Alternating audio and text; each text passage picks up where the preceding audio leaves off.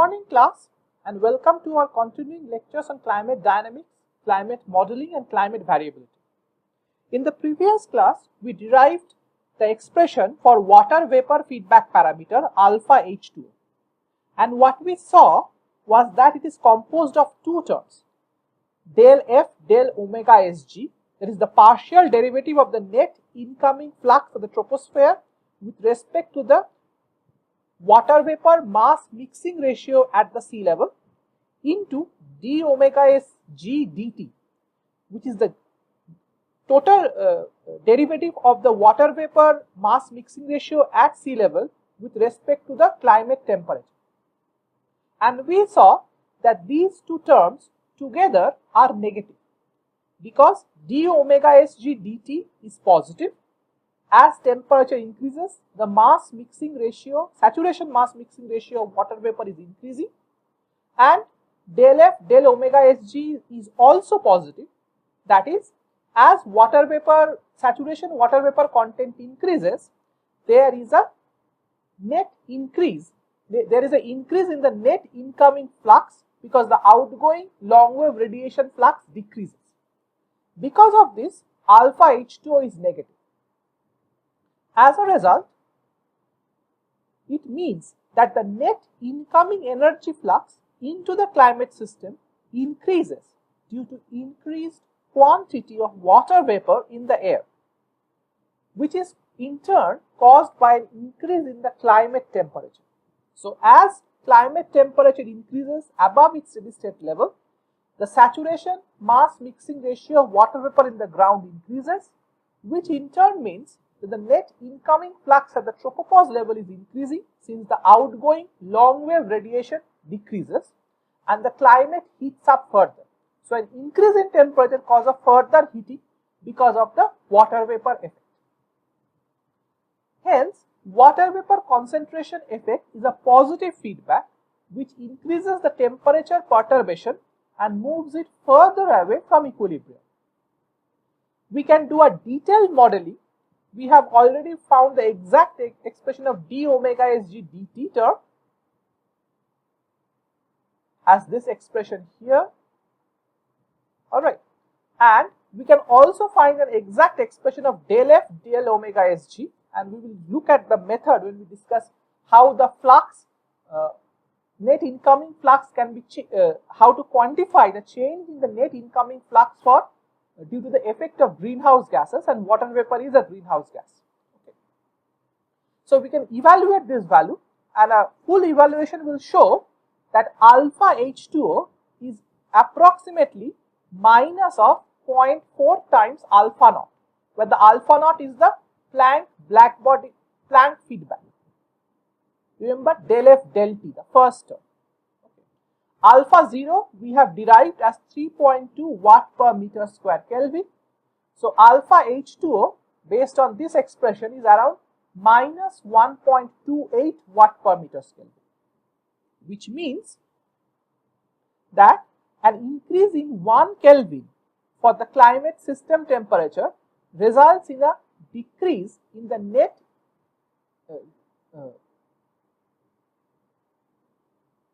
results in an increase in the net incoming flux by 1.28 watt per meter square. Okay.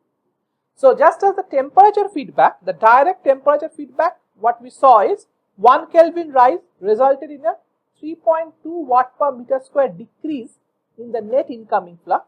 Here, 1 Kelvin rise causes a 1.28 watt per meter square increase in the net incoming flux. Alright.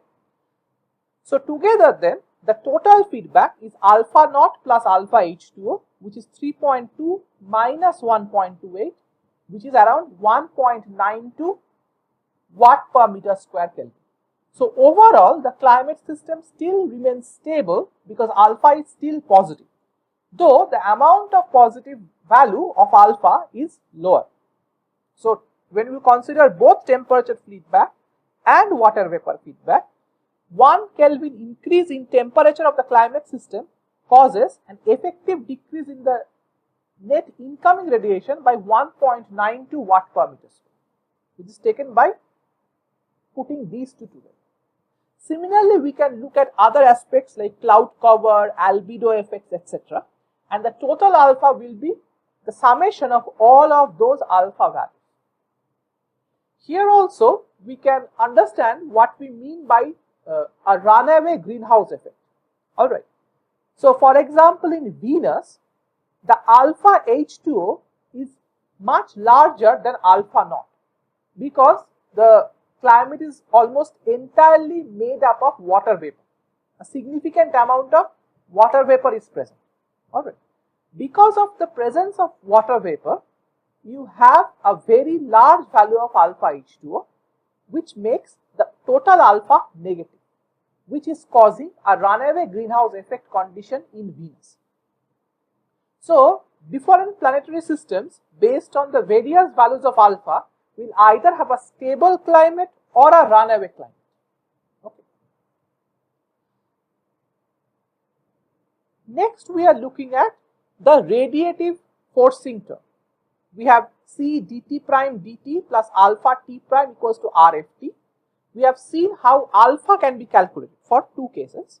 Now we will do the radiative forcing term for CO2 increase.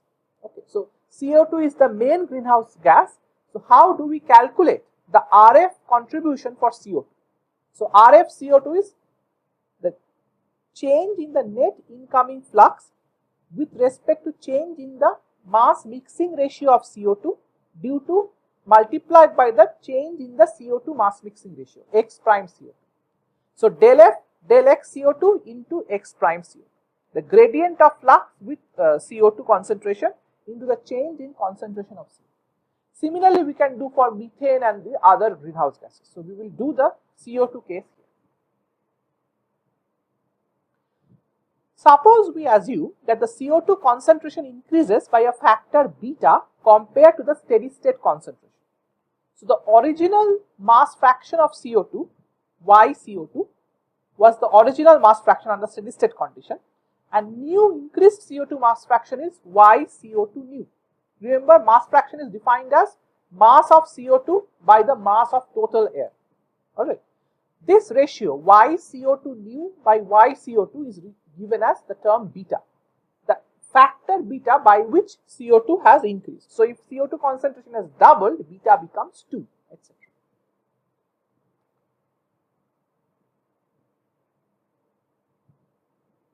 Now we will show through modeling methods that the radiative forcing of CO2 is of the order is approximately 5.3 into log of beta. So if beta is the ratio of the new concentration to old concentration, then 5.3 log beta is the radiative forcing due to the increase in the CO2 concentration. Alright, and this value is watt per meter square. Note that when beta is less than 1, log beta becomes negative, so radiative forcing is negative, okay, which means that the net incoming flux is decreasing. Whereas when beta is positive, the radiative forcing is positive and the net incoming flux is increasing. Okay. And we will try to look at a very simple model to see how this functional relationship is obtained. Let us assume this is the tropopause, this is the troposphere, and this is the ground. We can, for this very simple model, we take an average temperature of troposphere as T suffix small t. This is the average tropospheric temperature, and we are assuming that the troposphere temperature is constant between the ground level and the top of the troposphere. Of course, this is not true, and a more detailed model will actually give us look at the temperature, fall off ratio of temperature, fall off of temperature with altitude, and we will use that exact terminology here. And we assume that the ground temperature is Tg, which is also the mean temperature of the ground. So we take the mean troposphere temperature as Tt and the mean ground temperature as Tg. And we also assume that the transmittance for any frequency of radiation with a frequency nu is tau nu. So for a given frequency nu of radiation emitted by the ground, the transmittance of the troposphere is gamma nu. This is capital gamma. Okay. We also assume the troposphere temperature is lower than the ground temperature, which is reasonable. The spectral transmittance of the troposphere is gamma nu, and of course transmittance is between 0 and 1. So if all the radiation is being absorbed, then the transmittance is 0. If all is being emitted, is transmitted to the top of the troposphere, then transmittance is 1. And the transmittance can be defined as, and we have defined transmittance before in previous weeks, as gamma nu as exponential of minus mod of 1.66 integral 0 to h. H is the height of the atmosphere, the mass absorption coefficient for the greenhouse gas J, for our case it's CO2, partial density of greenhouse gas J into dz. Okay. Again, this 1.66 is the correction factor for the between the plane parallel, for the gray atmosphere case, for the plane parallel approximation versus the curved surface case. Alright. So exponential minus modulus of 1.66 integral 0 to h, mass absorption coefficient of the greenhouse gas, partial density of greenhouse gas dz. This is the spectral transmittance for any frequency nu. And remember, this is spectral mass absorption coefficient. The partial density is basically the mass fraction of the greenhouse gas Yj into the density of air at that altitude. Okay, so rho j z is Yj into rho z. Mass fraction of the greenhouse gas into rho z. And here we are assuming that the greenhouse gas mass fraction is not a function of z. So we have a well mixed troposphere where CO2 or CH4 concentration is not changing with altitude, at least till the tropopause, and which is a reasonable approximation. Okay. Absorptance is 1 minus gamma nu, 1 minus the spectral transmittance. By the Kirchhoff's law of radiation, we know that for an atmosphere in thermal equilibrium, the spectral emittance E nu is equal to the absorptance A nu, which is 1 minus gamma nu. Okay. So if it is absorbing a frequency with the absorptance of A nu, then the emittance is also the same as the absorptance. Okay, and that is equals to 1 minus the transmittance.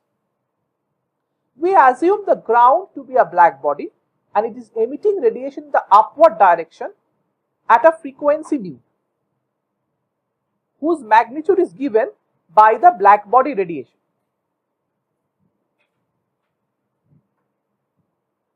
So the ground is a black body which is emitting radiation in the upward direction at a frequency nu, and its magnitude is given by the black body radiation intensity B nu g.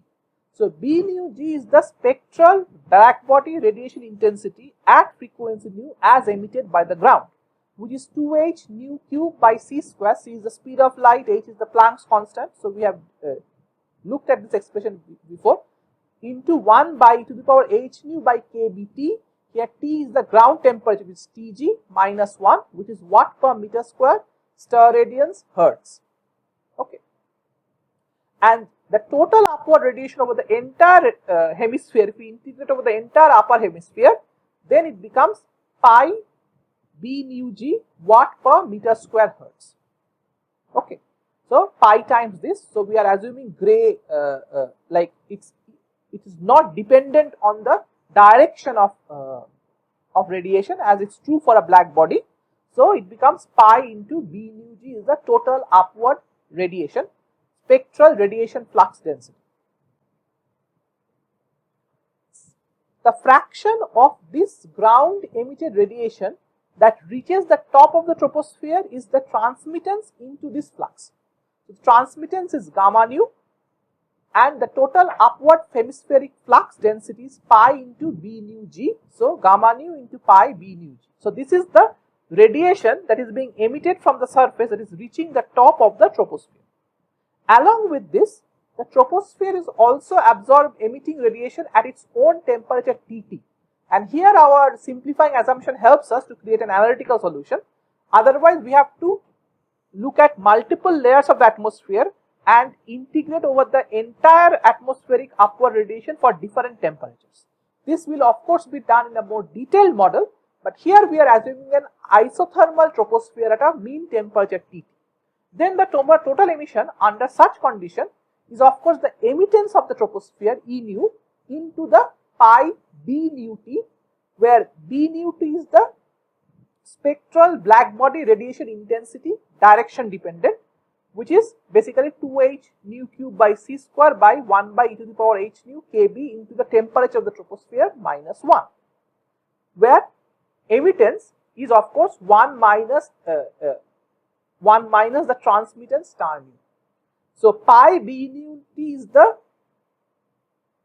radiation flux emitted towards the upper hemisphere by the troposphere as a whole, and emittance gives you that total value. So this is the flux at the top of the troposphere, upward directed radiation flux at the top of the tropopause, at the top of the troposphere, that is at the tropopause coming from the ground, and this is the upward directed radiation flux at tropopause coming from the atmosphere below it. Alright. So the total spectral outgoing longwave radiation, SOLR. Okay. So the outgoing longwave radiation is OLR, which is integration of over all frequencies. If you look at a specific frequency, then SOLR, spectral outgoing longwave radiation, is given by this F upward for a given frequency OLR, which is the part coming from the ground and the part coming from the atmosphere. So pi gamma nu B nu G into pi emittance, which is 1 minus gamma nu B nu T watt per meter square hertz. Clear? Now we have two limiting cases. The atmosphere is totally opaque to radiation coming from the ground. So transmittance is 0. So this we put 0 here and it just becomes pi B nu T, that emission from the atmosphere itself. Or the atmosphere is totally transparent, where so transmittance is 1. So the upward going is only from the ground, pi B nu G. Okay. These are the two extreme cases.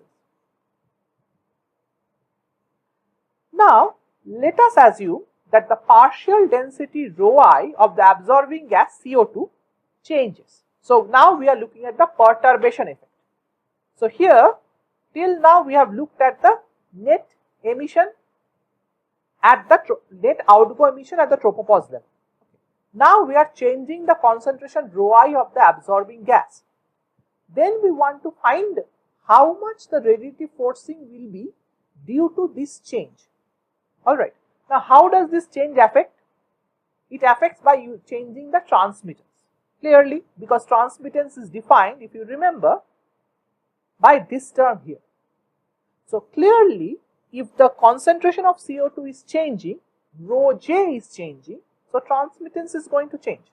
As soon as transmittance changes, in this expression, the new transmittance value will have to be put in and the outgoing spectral radiation is going to change. So that is the effect. Alright. So we want to find out how much radiative forcing will be due to this change, assuming all other climate system variables are held constant. The radiative forcing RF will be given by the change in SOLR caused by change in rho I when integrated over all frequencies. Alright.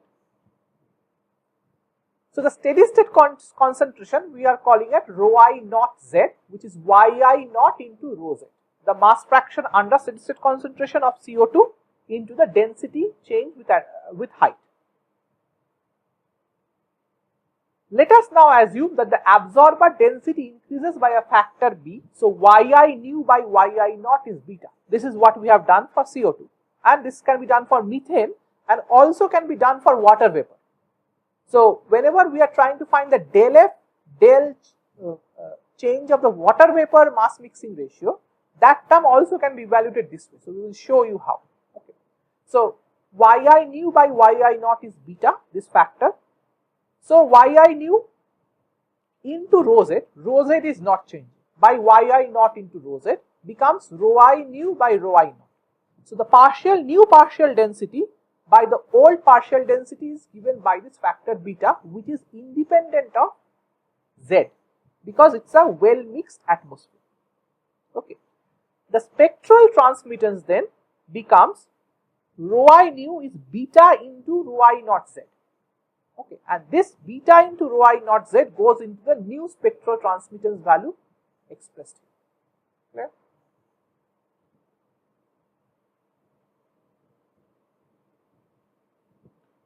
The beta can be taken out of the expression because beta does not depend on z.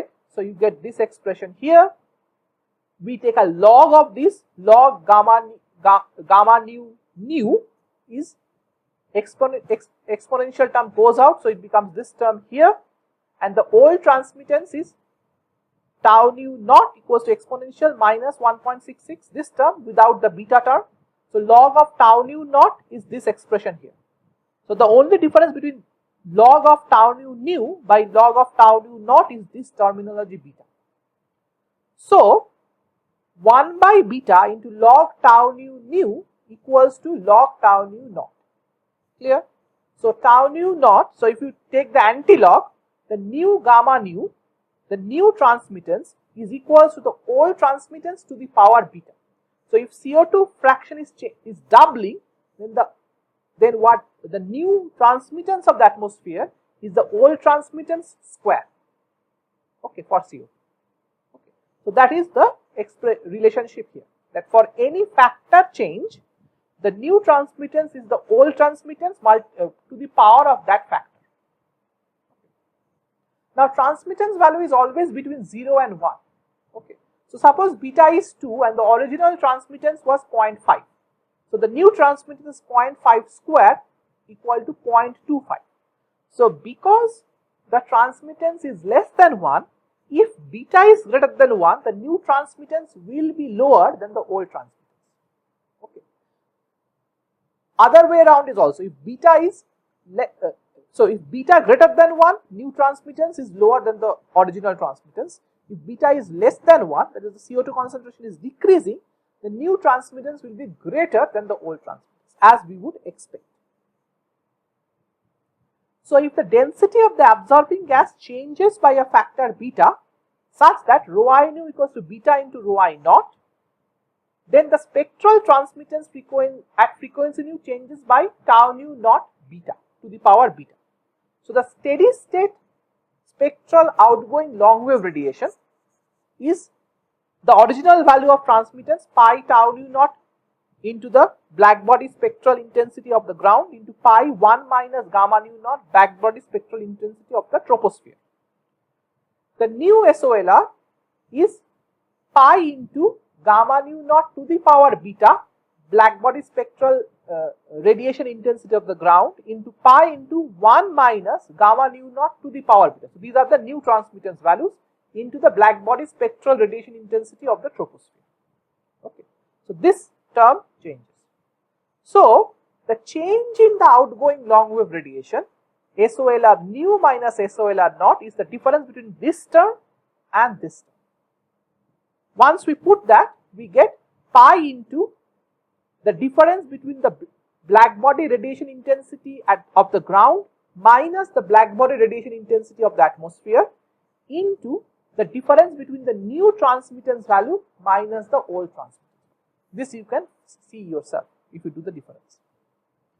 So pi into difference between the spectral radiation intensity between the ground and the troposphere into the difference between the new transmittance and old transmittance.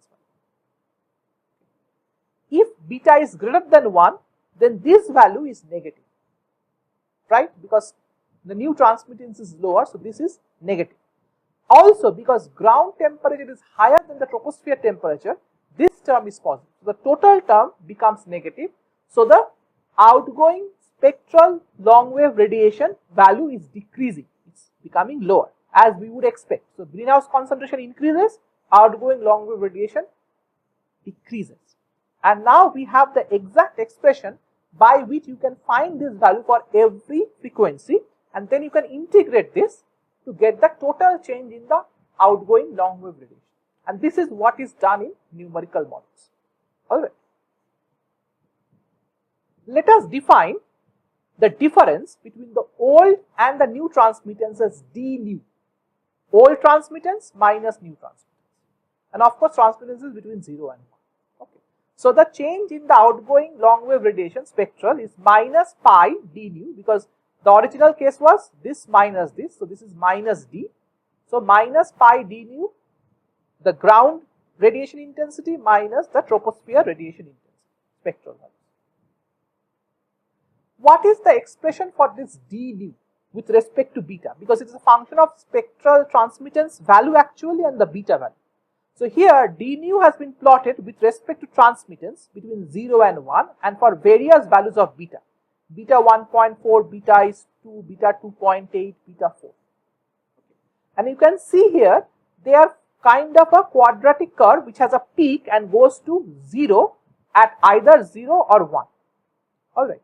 So if transmittance is 0, of course nothing changes. If transmittance is 1, again this is 0. So both sides it goes to 0, and the middle there is a peak where the maximum difference is obtained for various values of beta. So you can actually draw a curve along the maximum difference points for each of the values of beta. If we do that, we will get a specific expression that we will discuss a little bit later. The value of gamma nu at each frequency nu will depend on the nature of the absorbing gas. So clearly here the nature of the absorbing gas will be important. The what exact value of transmittance is there for a frequency nu. Okay. For CO2 you have a different transmittance spectrum with respect to frequency. For methane you have a different transmittance spectrum. For water vapor you have a different transmittance spectrum, right? So the values will change, but this with respect to beta the d nu will be similar. Okay. If we know gamma nu versus nu plot for a given gas, then using this simple model the delta SOLR can be evaluated at all frequencies. Alright. So let's see how this itself can be done. Alright. So this is the expression as we showed you, d and tau. We can show that for beta values going from 1 to 4, these peak values follow a curve which can be approximated as d max equals to log beta by e. So e to the power minus 1 log beta. So the curve where the maximum d, the value of maximum d for each value of beta is given by this expression here. Okay. And the peak is occurring between 0.3 and 0.7 values of transmittance, spectral transmittance. Alright. So let us look, and this is general. So this we can use for water vapor, for methane, for CO2, etc. Only the transmittance expression has to be obtained for each individual gas to get the change in the outgoing long wave radiation. Okay. So this is the expression for CO2. Just one second. So today we are running short of time. So we will just finish this section in the next week's class, and then we will start a new section on the development of the measuring in ways how to measure different types of atmospheric and climatic variables. Okay. So we will just finish this section in the next week and start the new section. Thank you for listening, and we will meet you in the next class.